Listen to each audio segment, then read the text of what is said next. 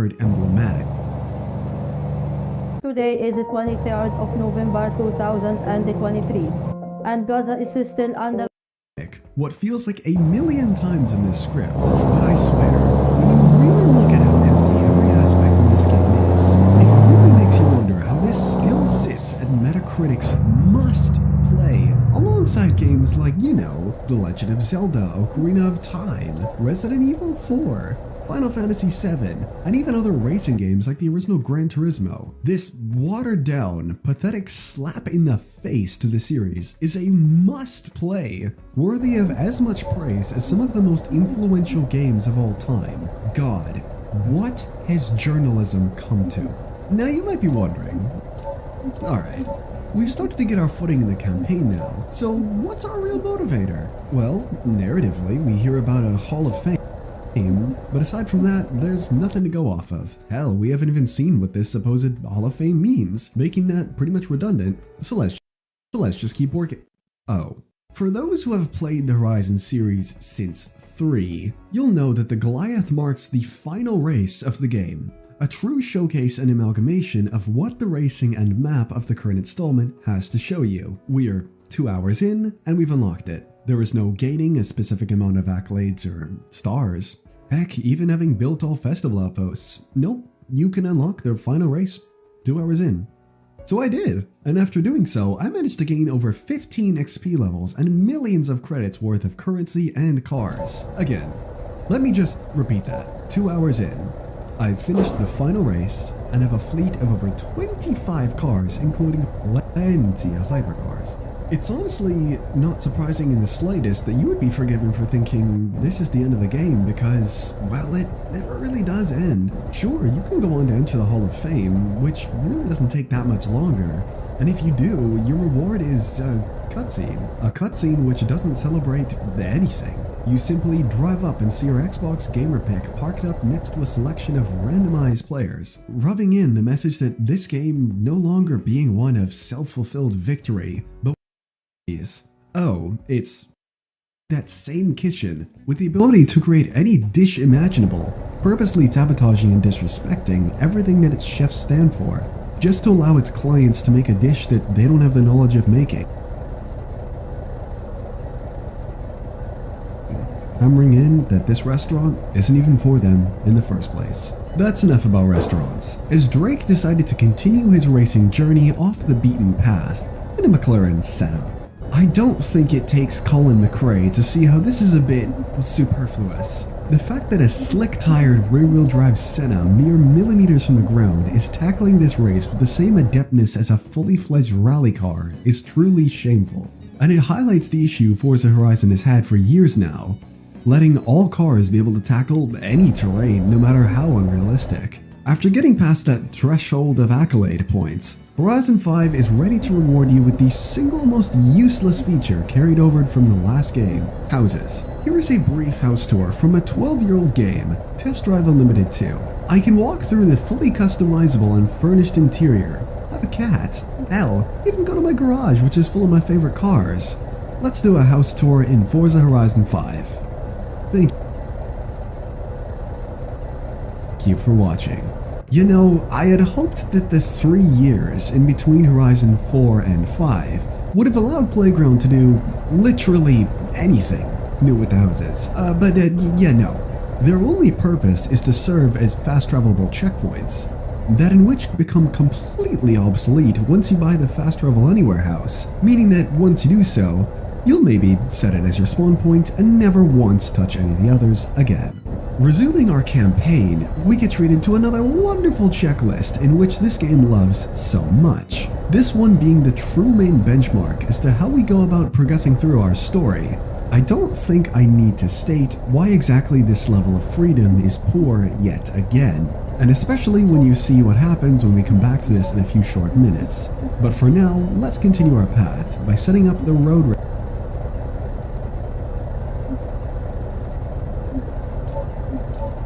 Racing Festival. The questionable usage of terrains is brought up next when it's time to set up the Horizon Apex Outpost, the pinnacle of road racing as it's marketed, and Do so by challenging a storm in a trophy truck off-road. Yes, one completely random thing I wanted to mention about this race right here is the OST. This game's soundtrack selection is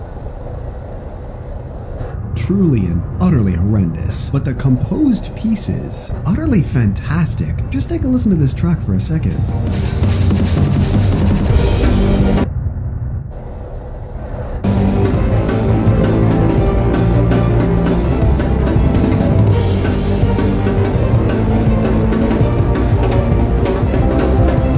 It's honestly a shame that they put so much effort and clear passion into tiny slivers of this game, yet leave the rest so painfully monotonous and unendearing. Back to the current expedition at hand, however, the hand-holding continues when you reach your main objective, relegating tasks which are completely necessary in order to set up this festival to optionable checkmarks. Again, why are we even playing a game in which every single task is completely up to player agency? That psychology of Forza and Xbox not even daring to ask the player to do something they might not want to do, even if it's simply a 30-second task such as some of these, is an excruciating example of how obvious this mindset is. By the way, I've always found it hilarious that we set up the road racing festival canonically by driving to a historic ruin, dealing with a storm, and then driving to a small village in Tulum, where oh, wow, oh my god, so cool, the plane transition to a festival. That's, yeah, sure, Forza. You'll have some time to mess around with your newly manifested festival before, oh, new feature. I sure hope it works. No? Please?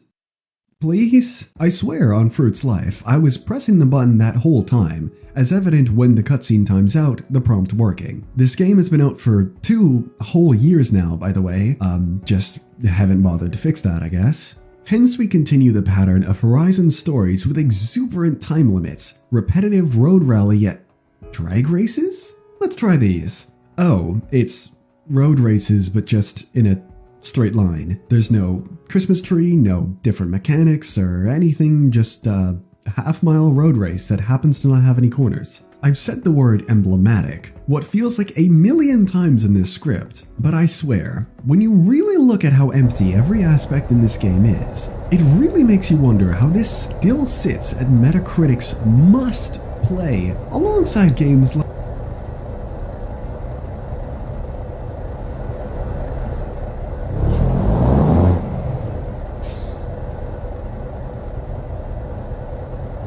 you know, The Legend of Zelda, Ocarina of Time, Resident Evil 4, Final Fantasy VII, and even other racing games like the original Gran Turismo. This watered-down, pathetic slap in the face to the series is a must-play, worthy of as much praise as some of the most influential games of all time. God, what has journalism come to? Now you might be wondering, alright, we've started to get our footing in the campaign now, so what's our real motivator? Well, narratively, we hear about a Hall of Fame, but aside from that, there's nothing to go off of. Hell, we haven't even seen what this supposed Hall of Fame means, making that pretty much redundant, so let's just keep working.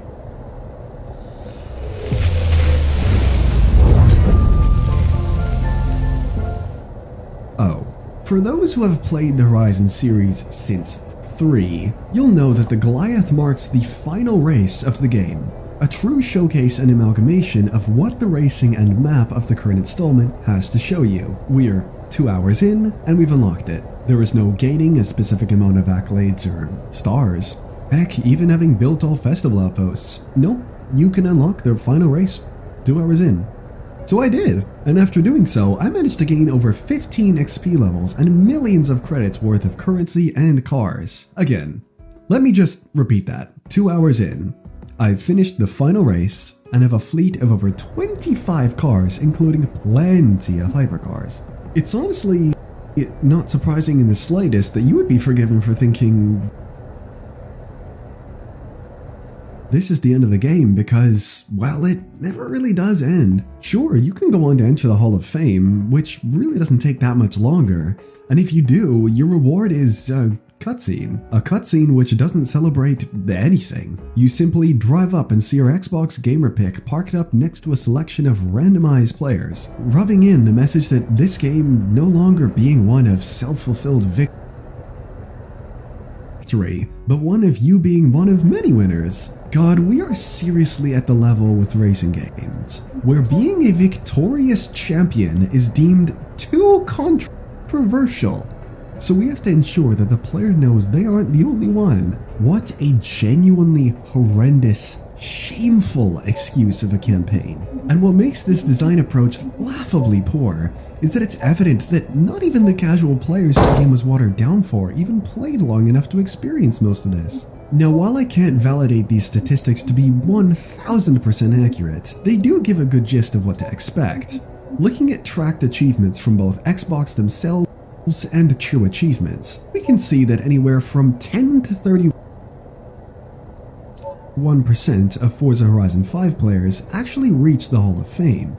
15 to 39% unlocked the Goliath, again, the race you can get 2 hours into the game, and only 40 to 70% bought a car from the auto show. If this doesn't go to show you how little most of the community that this game gets watered down for even plays this game, what will? If appealing to the masses is the goal here, you certainly haven't done any appealing, now have you? What's happened is not only have you exiled the fanbase which brought Forza to the level it is, spat in their faces, and ditched them for a wider audience who won't even spend more than a few hours on this game and never touch it again, single-handedly killing both birds with one hell of a stone.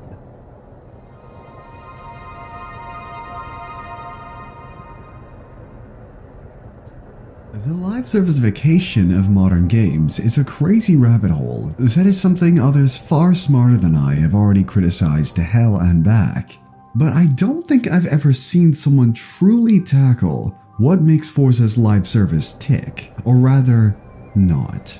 So right here, right now, I want to truly dissect the festival playlist and expose it for the abomination it is. And what an awful excuse for live service this truly is. But simply ranting about this isn't going to help anyone. So as we go throughout the playlist, I'm going to present ideas for changes to make it the best it possibly can be, and enjoyable for all players involved. For starters, your incentive to play the playlist is these exclusive cars that can only be found here. I'll tell you what this is right out the gate. Stupid. This right here, plus the auction house, is how you turn your game into cryptocurrency faster than Elon can ruin Twitter. Oh, I'm sorry.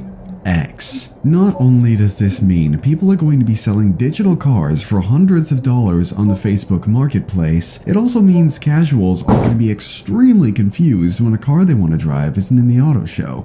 But instead, delegated to the rabid cycle of the playlist.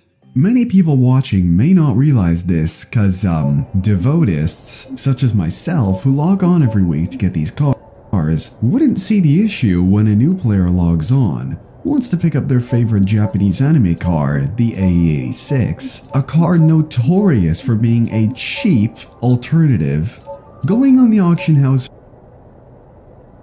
for $8 million. Not only is it just relegated to fan favorite classics either, newly made cars people want to experience in games are stuck to this cycle as well. The Nissan Z, Toyota GR86, Rimac Nevera, Porsche 992 GT3, and so many more are not obtainable to new players because they're locked behind massive paywalls due to their rarity. And this is the game that's meant for casuals. Right? Not to mention, this is still unfair to even the devotists. What if they had something like, a life, and couldn't play Forza for 2 weeks for one reason or another? I myself experienced this going to Australia for a month. Meaning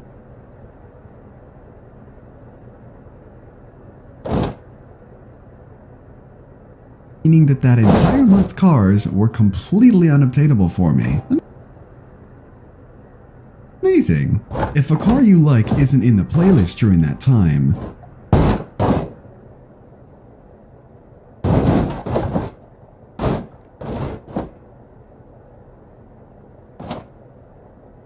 suck it up and go auction hunting for the next 4 hours. And be prepared to spend hundreds of millions of credits. So, what's the solution for this kerfuffle? Well, what I've come up with in an easy 2 seconds is really simple. Literally just add the playlist cars to the auto show after the series is complete. This still gives incentive to get the cars in the playlist because you'll be able to earn these new cars up to a month early. Plus, you won't have to pay for them with credits. If you're scared your car NFTs won't be valuable that way, maybe do something as simple as mark the car with a little sign to demonstrate that it came from the playlist, or something else as simple as playlist tires would work.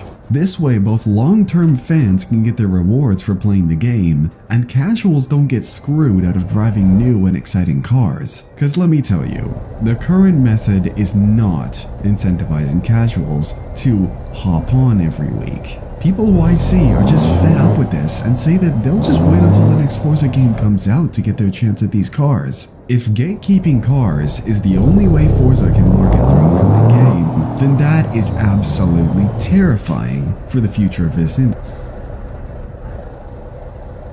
industry. Let's switch gears now and have a look at the playlist itself, taking place over each season.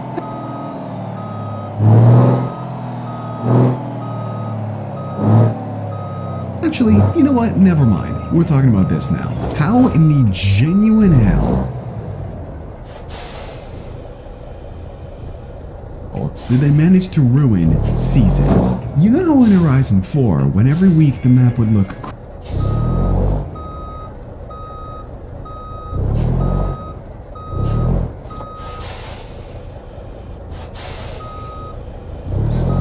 crazy different. Well, here comes FH5, the epitome of mediocrity and playing it safe. Having snow? Nah, we have people who said they didn't like that. This is FH5, no negativity allowed. Everything needs to be perfect and happy.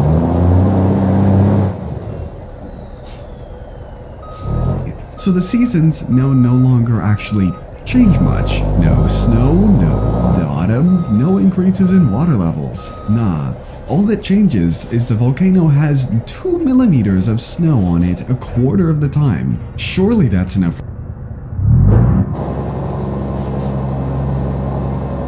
reason to add snow tires in the game now. How dare we have the audacity to try and come up with something different than last game? People complained, so now we get the same shit all month round. See, no snow anymore. Are you guys happy now? No. Instead, we have this hit new replacement called Evolving World. You know it's important because it's a whole thing on the accolade screen. So what the heck does Evolving World entail? Does the map constantly update radically? You know, like Fortnite, the game they already shamelessly want to be so badly. This map is already piss shit enough. Surely this means they'd actually improve it over the years.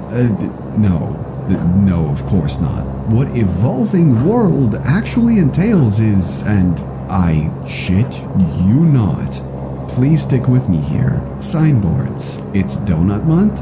Let's add donut signs on the specific area of the map. It's Italian season. Here are these random stolen JPEG alpha signs.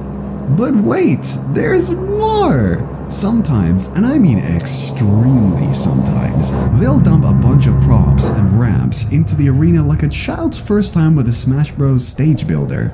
Where's the footage of this, you may ask? Well, I don't have any, because they remove it after 1 month, so it's back to being boring, empty nothingless. This right here, this is what this tab on the accolade screen is. Signboards. With no permanent changes whatsoever. I'm done. I can't make this video anymore. I can't think about this game. It's actually giving me a headache. This is a 10 out of 10 game. This is the future of racing games right here. This.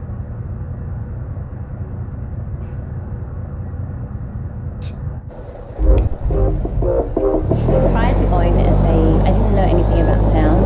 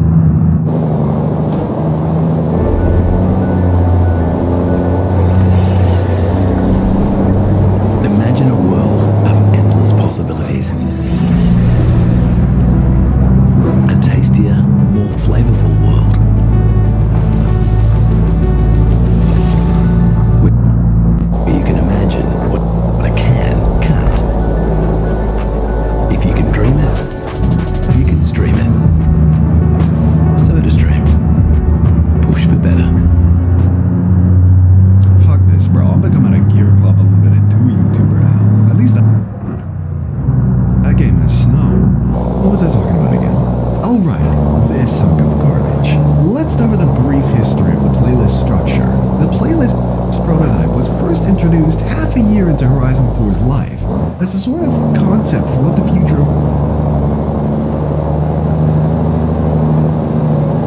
Forza's live service could be. This prototype hasn't changed in 4.5 years now. Forza Horizon 5, where innovation comes to die. Let's start with the Forzathon challenges, which are a good idea in concept, focusing on a specific car with rich history and having you experience what it's all about. This all falls apart though when you realize it's actually just a 4-step checklist that wants you to buy car, drive car 5 miles, finish race in car, do the same jump 3 times in car. Woohoo. Now, I'm not sure I even have to put this simply. It's boring. And something I usually skip in order to get points. But as said earlier, the concept really isn't that bad. So how do we fix this? Literally just stop half-assing it. We can keep the checklist format, but let's actually try and make it interesting this time. Have the first stage be to not only buy the car, but have a small text scroll on the history of the car like an FM4 or even FH3. Step 2 can be upgrading it to the specification the car used to race in, or in a way that fits the car's history. Step 3 can be running a time trial and needing to beat a specific time, and step 4 can be to race against other cars important to the car focus. For example, if it was on the GT40, you could either have it race a Ferrari P4, or even race the 2005 and 2017 Ford GTs. Simple changes like this would improve this feature drastically and actually incentivize players beyond just getting points towards a new car.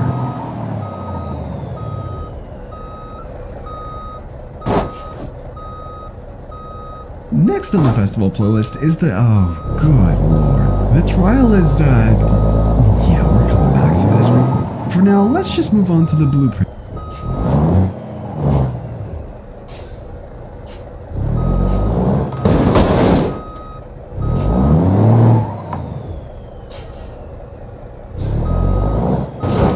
Events, which for all it's worth, is the best part of the playlist. It's the only thing that's ever new, but the issue being the quality and choices can vary dramatically.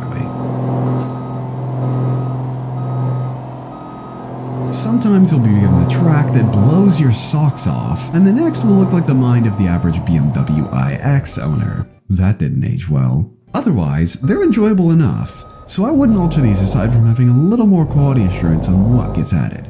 After that is the championships, which are the most...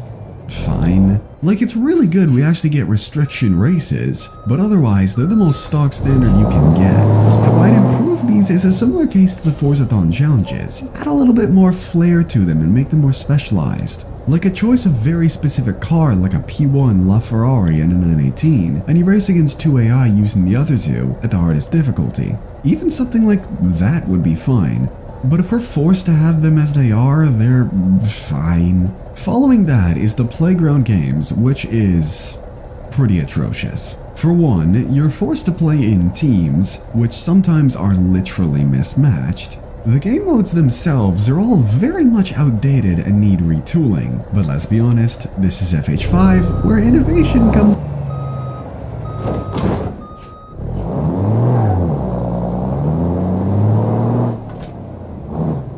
to die. This would have been at the very bottom of the list of worst playlist events due to the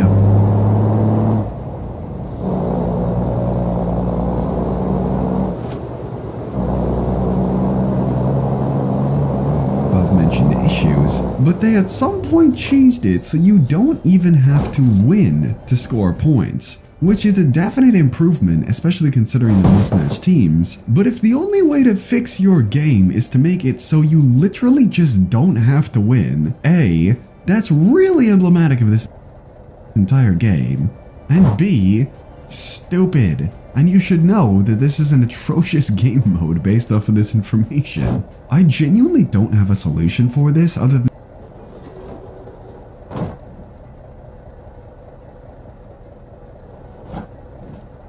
just reworking the Playground games modes entirely, plus make it free-for-all and require you to reach just the top 50% to get the points. No more of this mishmash teams BS, thank yous. Moving on, we have PR stunts, which, what the hell am I even meant to say about these? They're PR stunts. They're boring, tedious, and don't really have that much of a way to be improved. They're just quick points when you have 6 remaining until you unlock what you need. After this is dailies, which just scrap these. They're more of a checklist than the other checklist mode. Why is everything that gives you points just checklist simulator? This includes Horizon Live events. Think I forgot about those? Well, I wish I did. Checklist Simulator 2021 has still not changed from FH4. Moving on, we have the photo challenge, which, I wanted to move on from Checklist Simulator, but this one is unabashedly a checklist. I don't know what to say anymore. My improvements have literally just been the original, and I genuinely can't think of anything substantial enough other than just straight up reworking the entire system. Anyway, now we have the treasure hunt, which this is actually all this is, huh? But no. This checklist is so vague and dysfunctional at times that you need Google for it to work properly. Now that is innovation. How have they managed to make the entire live service for this game literally just this in disguise, and think it was even remotely okay? Only the Playground Games directors could get around with making their game a literal real-time job. My goodness. Lastly, we have Rivals, and thank God this isn't a sheet of paper with boxes to tick this time. Rivals is a super basic concept. It's just setting a clean lab in a rental car. The fun of this one all depends on if you have a friend to compete with and one up your scores. But alone, there's nothing really to get out of this one. Nor does there really need to be. Just get your points and move on. No real improvements necessary. Okay, the playlist is a steaming pile of fruit food that I don't have to talk about anymore, right? Okay, let's talk about the trial. This is infamous for a reason. I'm gonna start with the least bad part first, the AI. Yes, the AI is the least bad part of this game mode. The same ones that'll either A, constantly block the road, B, slow down and crash you out of the checkpoint for no good reason, or C, commit the iconic Forza AI trope of being a literal whole mile ahead and being unbeatable to anyone. In general, they are a total mess, especially considering they're immovable objects that can be pushed no matter how hard you ram them. Almost like the game has to be able to somehow prevent you from just cheesing the AI with its atrocious checkpoint system. Yeah, we're talking about this now. Think about Mario Kart for a second. Beloved fan-favorite game. Now what if the next Mario Kart game included really tight flags you had to drive in between in order to finish a lap? And not being able to hit said flag means you have to drive back for it. Doesn't that sound dumb? Now imagine that, but in Forza. Oh wait, you don't have to. I feel like Forza has normalized this checkpoint system so much that people don't realize how deplorable this is. The fact that your entire race can just end because one person rammed you at this specific point is just stupid.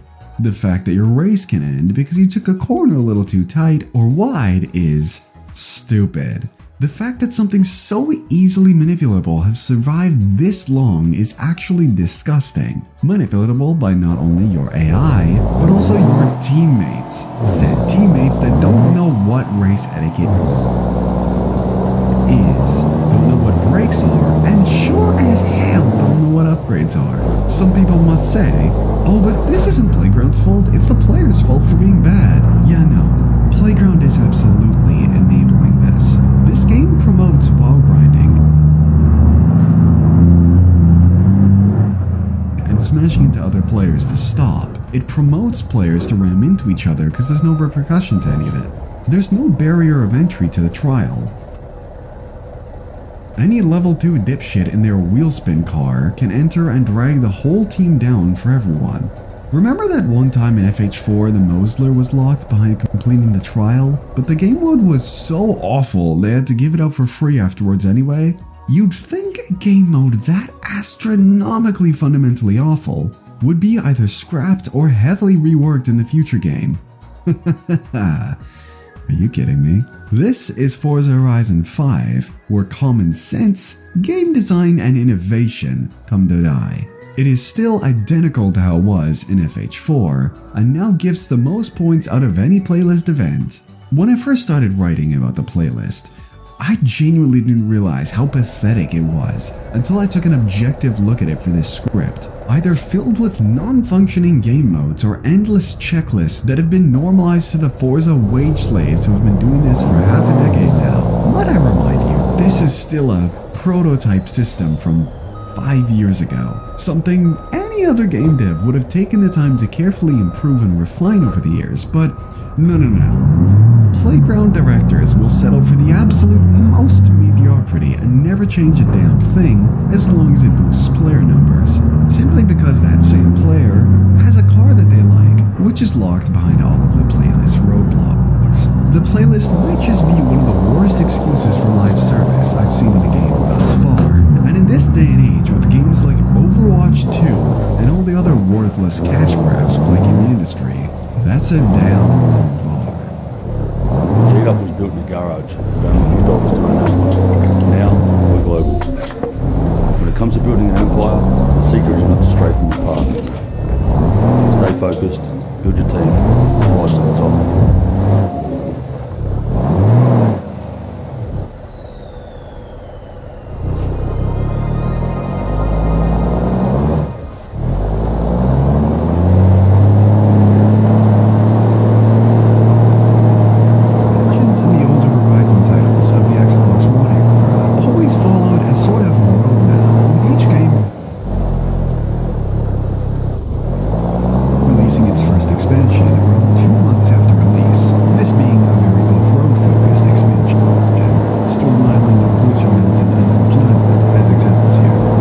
Expansion would release about 6 months later and would be a brand tie-in. Fast and Furious, Hot Wheels, and LEGO Speed Champions to fit that category. Now, the idea of breaking the formula is an idea that's been tossed around for a while when it comes to these expansions. Maybe ditching the brand deals for something new and inspiring. Or even get a fabled expansion 3 for a Forza game. The idea of change to a formula of this expansion roadmap is not actually a bad idea, which is why FH5 is the perfect example of what not to change about a formula. So picture this, 2 months after FH5's release, no expansion news in sight. That's odd. Maybe they're spending extra time to make it something of even higher quality. Another 2 months come and go, still nothing. The fanbase is starting to get a bit anxious, but still hopeful. Another 2 months pass. It's April now, and no news at all? This time now would be when the second expansion would have been revealed for any other Forza game, and we still haven't even gotten one for FH5? May rolls around when finally, still nothing. I mean, are the expansions even a thing anymore? There's an expansion pass on the Microsoft Store. Is it a scam? The next month comes and we finally, and I mean finally, get our first trailer. So what on earth took them such a long time to come up with? Hot Wheels. Yeah, the same expansion from FH3. They took 8 months for this. Not to mention, this would be releasing in July, which by that time for any other Forza game, the second expansion would have been out a month prior. So all of this wait for an expansion we've already had before, and doesn't look to be radical enough of a departure from the original expansion. Yeah, sure, it looks better than its Horizon 3 counterpart, but that's a given with modern technology. Otherwise, that's one of very few things it really has on this FH3 cousin. Let's compare the two directly to see just how FH5's pales in comparison, and fits in with the overall theming of Horizon 5's downgrades. Remember early in the video, how an FH5's map is in desperate need of modern civilization to give that aspect of modernity to it. Surely Hot Wheels would be the expansion to rectify this. With an already amazing city in Horizon 3's expansion, with modern technology, we'd surely get a way bigger and great— yeah, you already get where this is going. You want a rundown rural house stuck on the side of a canyon? That's the best you get here. Well, if we can't have modern cities, then we should at least get some decent natural environments. Yeah, about that. Here's where FH5 fails drastically. As you can see by looking into this map, it's cornered off into 3 sections, suspended high in the air, above the base map. I honestly think an idea for an expansion literally miles above the base map is actually pretty sick in concept, especially for Hot Wheels, and I enjoy seeing how panning the camera down you can actually see the base map, though the same can't be said for vice versa. This concept all falls apart at this really strange pizza-style structure, which makes the world feel super artificial. An artificial world doesn't have to be a bad thing necessarily if it's done right. Take the Storm Realm from Acceleraces for example. It has a lot of the same elements as FH5 Hot Wheels, but it has a much more coherent theme and structure, making it a whole lot more appealing and immersive. While in FH5, sometimes you're in the snow. Next, you're in a giant jungle which feels loosely connected by these giant platforms, and it all just feels so fake. I feel as though this map could have worked a lot better just on the ground with none of this weird machinery, and instead all of these biomes naturally converged into each other. If you were going for a more mechanical theme, why not actually lean into it with, I don't know, a city?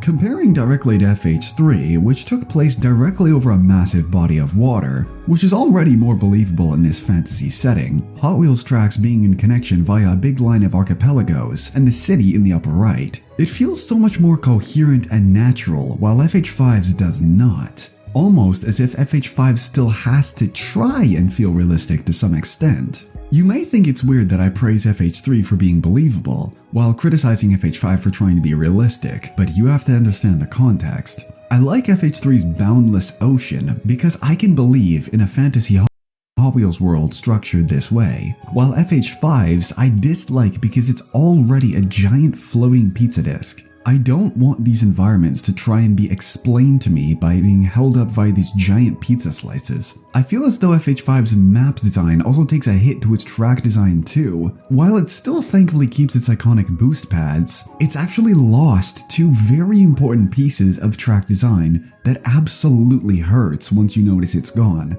First are the jumps. There is only a single built-in track jump in this entire expansion, while the rest are just for danger signs which lead to nowhere. In contrast to FH3, which had jumps everywhere. Jumps into the half-pipes, jump throughout the city, a jump that leads into two paths, depending on your speed. This actually correlates to the second piece of missing track design, that being that there's just barriers everywhere. There's no place to fall off the track in the entire expansion, and in turn, no risk. Granted, I'm not saying I want you to be able to fall off every single piece of road, but having specific corners where you turn too tight or you don't brake early enough making you tumble to your demise is just a core aspect of FH3's Hot Wheels that is just missing now. This combined with FH5's weird fear of jumps both seem to give the impression that Forza doesn't want you falling off this track at all, which is super counterintuitive to the high-speed, risk-reward, destruction-oriented racing that Hot Wheels brand itself on. But no,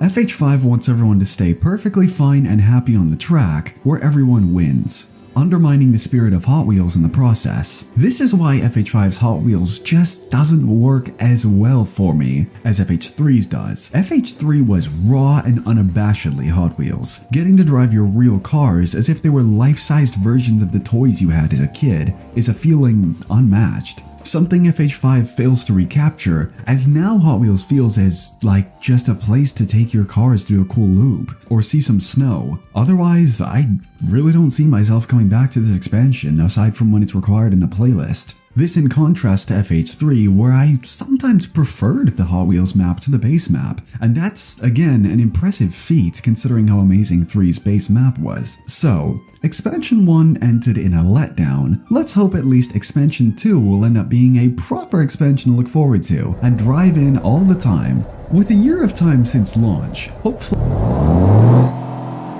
the directors have realized how dirty and off-road centric the brown base map is, and will take this into consideration and give us a proper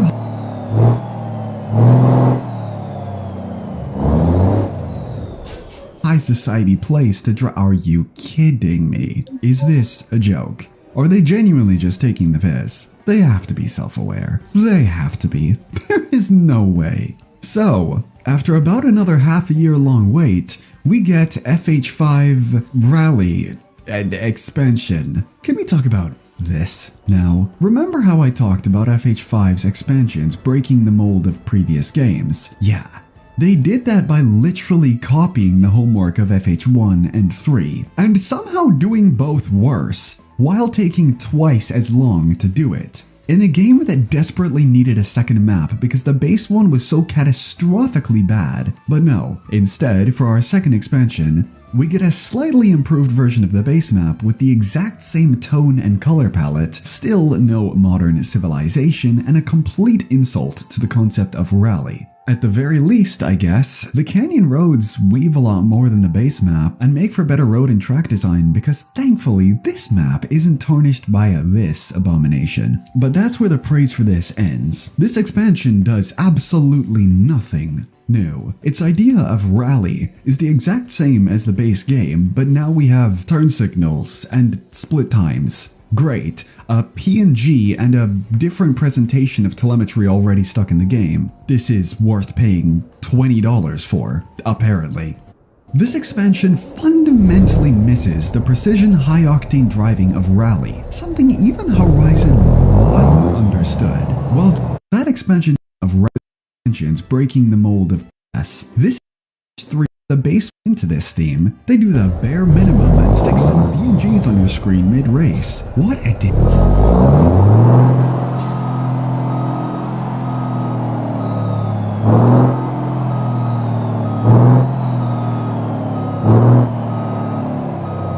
disgrace. I would genuinely forget this expansion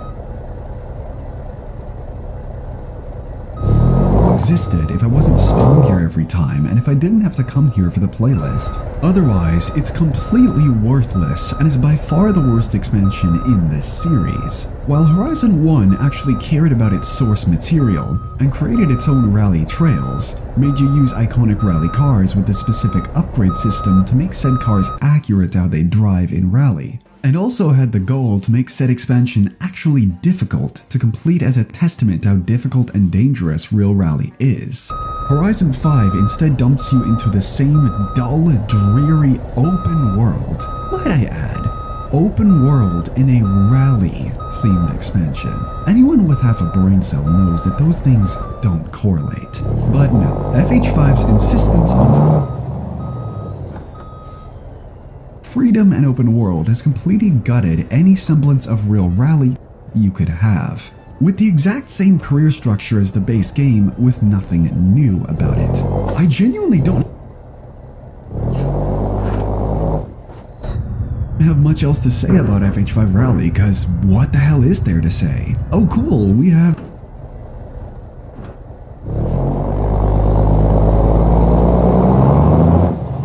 time trials now.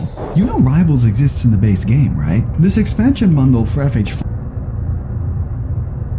is a complete ripoff. $40 US for a half-assed, completely butchered clone of ideas done previously is just not worth it in the slightest.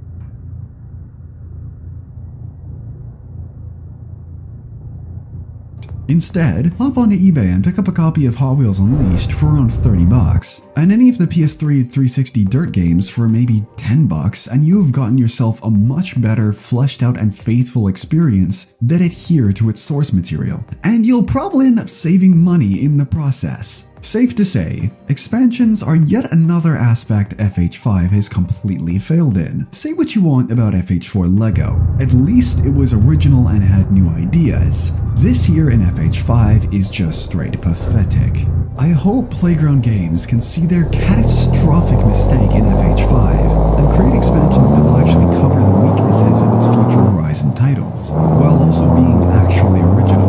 A perfect example of this would be FH3. The base game was very asphalt heavy, so an off-road expansion wouldn't actually hurt. Plus, snow had never been done before in the series to that point. So Blizzard Mountain was by definition a perfect choice, and is still the best snow in Horizon history. While having an entire map take place on the side of a massive mountain is a fantastic concept. Then, FH3 helps cover a fantastical element of Horizon taken to its extreme and in the best way possible, and was radically new and groundbreaking for the time, and in general, a blast to race around in. I really hope Forza can return the quality of its expansions back to how they were in Horizon 3. Otherwise, I would genuinely consider skipping buying these for future installments.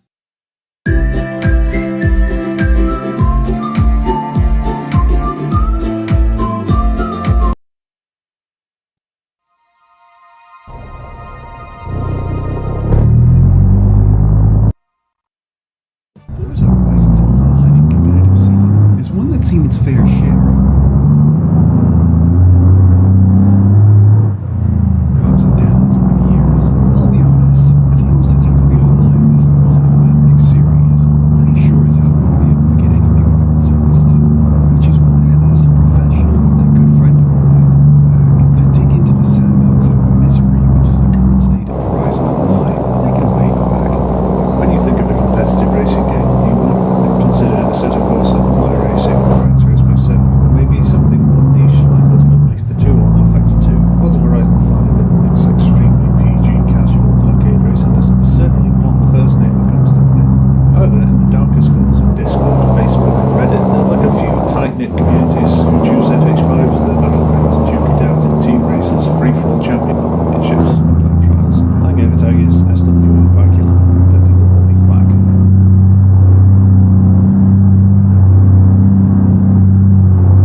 I've been a member of the Horizon competitive racing community for over 3 years, and I'm here to have my bit relating to how FH5's competition has ebbed and flowed over all the time the game has been released. Enjoy. Competitive racing in Forza Horizon, for most people, is confined to the cobweb-lined racing button plus since FH4. It is the depressing, cold landscape of Bone Shakers, Ford GTs, Honda Civics, and Koenigsegg CC GTs, where drivers will do anything to eke out a few more points from the shattered, barely functional rank system, including blatantly cheat. For those with a bit more interest in their pace and the fastest cars, Rivals has survived the purge of competition in FH5 and lurks on the far side of the weekly festival playlist, or on a blind uninviting button dwarfed by the online racing icon.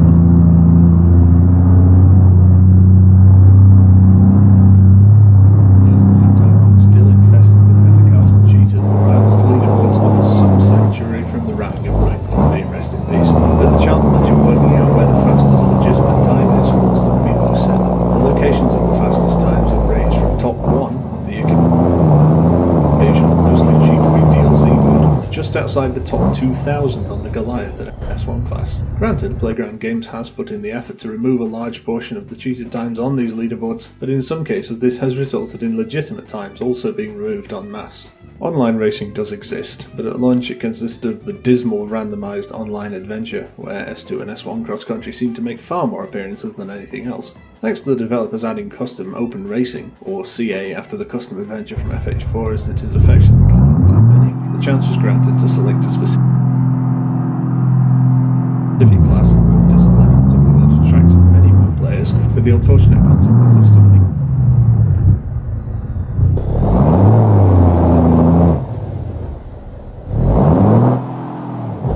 the armies of less than clean drivers back into its midst. The trial completely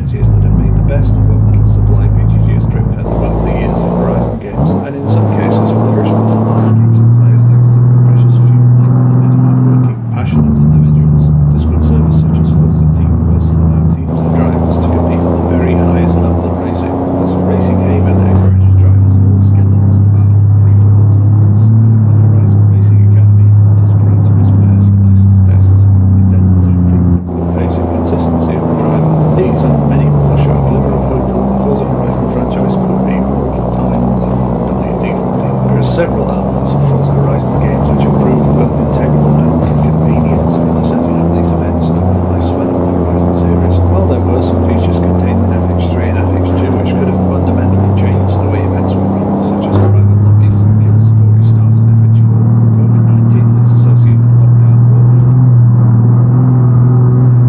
hundreds, if not thousands of players, myself included, out of their regular work or school commitments and plop them in front of a computer, an Xbox or a PlayStation, try and combat the crippling boredom of being confined to their house.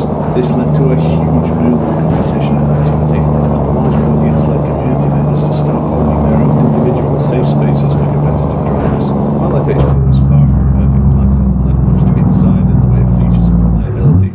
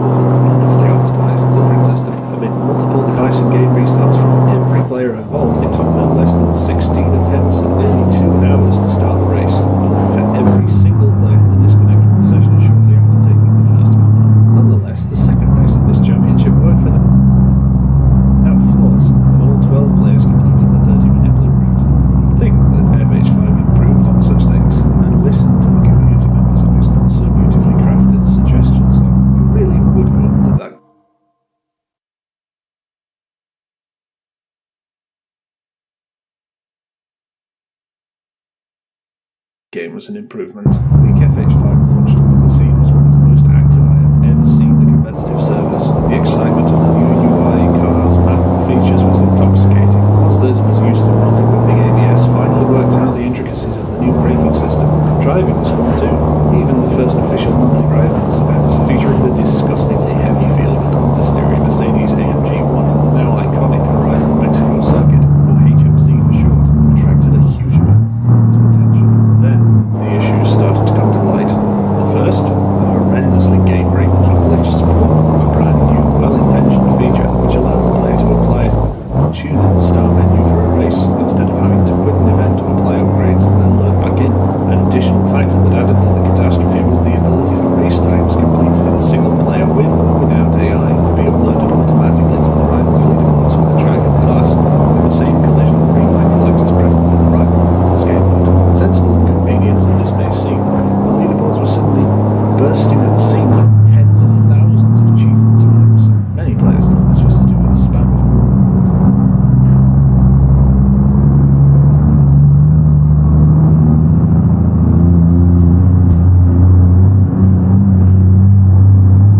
cheating bot accounts, hackers, or some other malicious act, until it started happening to competitive drivers, known to be trustworthy and clean over years of racing in the past. Drivers who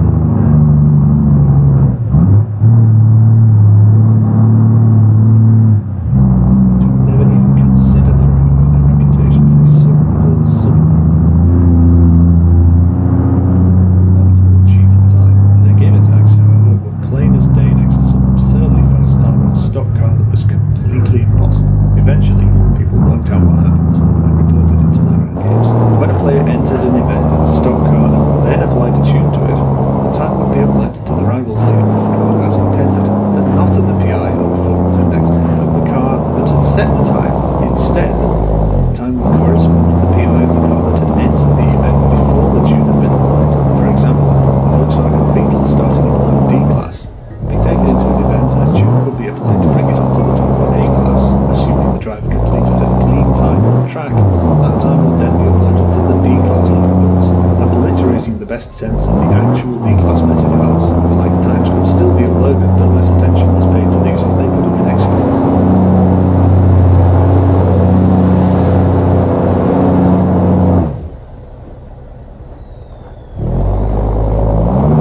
With wall lights and all PGG did end up removing this feature, hence fixing the issue of new glitch times being uploaded to the leaderboards, but it was far too little too late. The leaderboards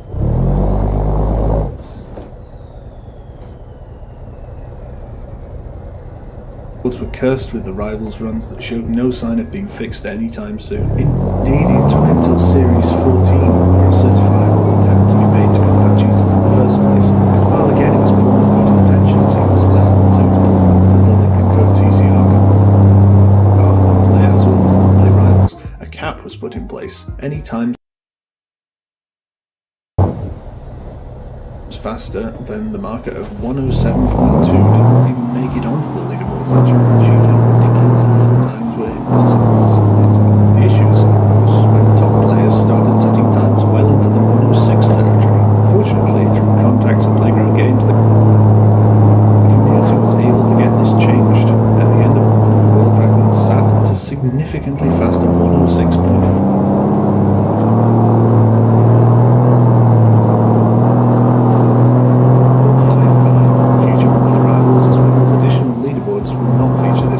Due to PGG not knowing the potential lap times. A good element that arose from this was that finally the developers started to make a concerted effort to remove some of the cheated times from the remainder of the leaderboards. This had good intentions, but quickly became even worse than before.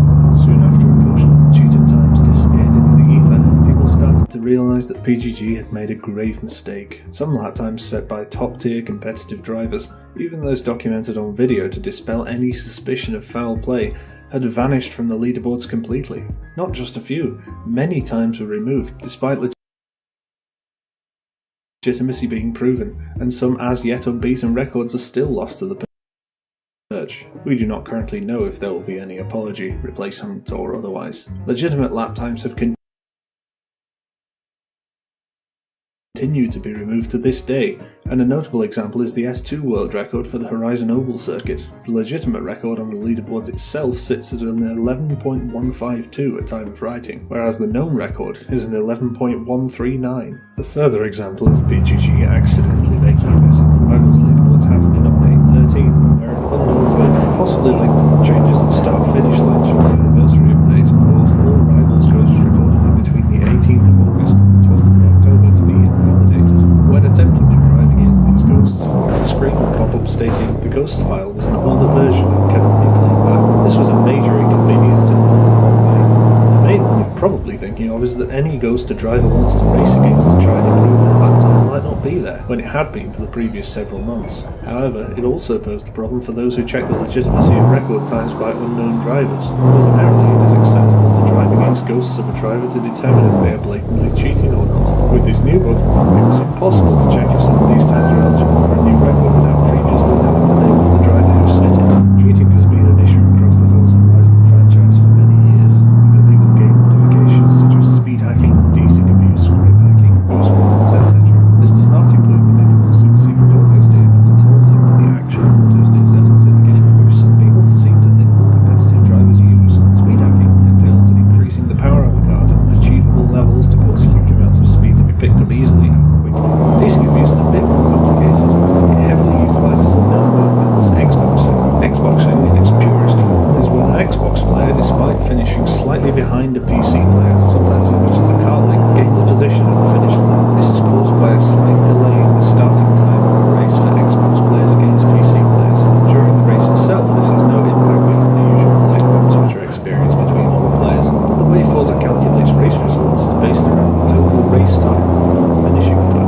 This in itself is not a major issue, as it does not explicitly advantage or disadvantage any player. After all, this is caused by a delay in the starting time, so the total finishing time is not affected. However, some players discovered that this delay could be expanded through third-party software to extreme proportions.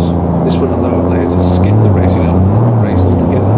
By forcing their race to start, say, 15 seconds after everyone else, they would have the opportunity to simply hot lap without having to battle for the lead.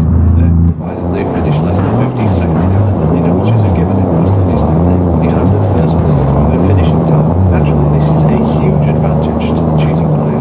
Grip hacking, as in the name, is using third-party software to increase the grip of a car. However, it is often incorrectly assumed that the cheats simply increase the grip of the tyres. Instead, the simpler and more effective option the offenders generally use is to increase the effect of gravity on their car. This reduces the chance of grip rolling on certain cars compared to increased tyre grip, and overall improves stability. Boost button is the slang term for a manually controlled speed hack, where it can be turned on and off by the cheater as required. It allows the car to fly away at absurd speeds in a straight line, but come under control braking into a corner. This makes the car a lot more manageable, and can often be a faster alternative to outright speed hacking. It is called a boost button because of how it mimics nitrous oxide in other video games. I have not been specific about where to obtain these cheats or how to use them because I do not want them to become more prevalent online. So please do not go looking for how to cheat. If you're already a cheater watching this, just stop. It's pointless. Nobody is impressed with you. Desync, as mentioned above, can be a big problem in all Forza games. Known as netcode in simulators such as iRacing and Assetto Corsa Competizione, desync essentially covers the desynchronization of two players' games. The main example is when contact is made between two cars on one player's screen and not on the other. Particularly prevalent in poor connections, this can mean a tiny bump on one end results in a car being catapulted across the track on the other. While this in itself is unavoidable to BGG, the traffic in street races and the AI in the Trial and the Horizon Tour are significantly more prone and cause considerable problems when racing, particularly the traffic. If you have done online races in the past with traffic, you may have noticed that when another player collides with the car, there is a delay, as much as a second, between the collision and the traffic car actually moving. This can be quite unpleasant when you are in the unfortunate position of avoiding the traffic's original path until the driver in front clips the car whilst trying to avoid it and sends it spinning across your path. While there isn't a huge amount BGG can realistically do about this, it's a frustrating issue that puts a lot of people off street racing. The AI and their desync habits, however, are the least of your concerns when racing in the Trial or the Horizon Tour. A major issue has arisen over the lifetime of the game for FH5's slightly too good driver system. As some of you will know, the cars you see driven by the AI have learned how to drive like a real person.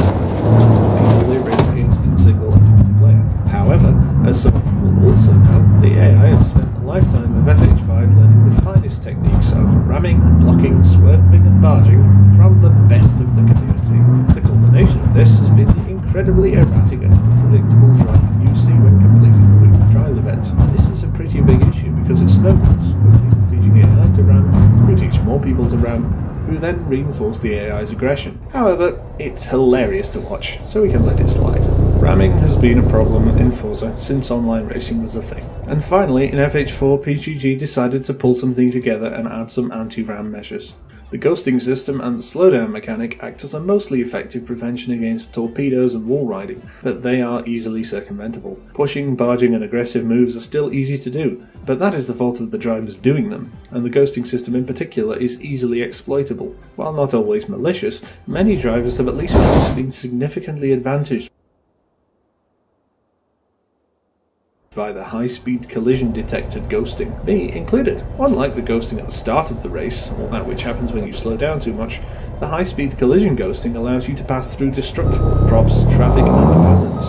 Linking into what I mentioned about desynced traffic cars, this means that fairly regularly, if the player in front of you hits a traffic car and slows down drastically, you'll pass right through both them and the traffic car and continue on without a care in the world. This is more a matter of opinion, but I don't think you should be able to pass through traffic cars like that. The ghosting system is meant to prevent rammers and obstacles on the track, but I'm open to the opinion of this matter.